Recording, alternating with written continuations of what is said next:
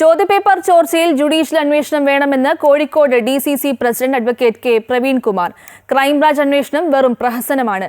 പിടിക്കപ്പെടാൻ പോകുന്നത് CPM-കാർ ആണ് എന്നതിനാലാണ് അന്വേഷണം നീണ്ടുപോകുന്നത് എന്നും അദ്ദേഹം ആരോപിച്ചു. ചോദ്യപേപ്പർ ചോർച്ച ഒരു നിത്യസംഭവമായി മാറിയിരിക്കുകയാണ്.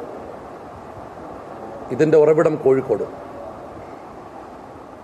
സാധാരണക്കാരുടെ മക്കൾക്ക് കഴിവുണ്ടായിട്ടും ജയിക്കാൻ പറ്റാത്ത അവസ്ഥ വന്നിരിക്കുകയാണ്. മിക്ക ചോദ്യപേപ്പറുകളും ചോരുന്നു. വിദ്യാഭ്യാസ വകുപ്പ് നോക്കുകുത്തിയായി നിൽക്കുകയാണ്.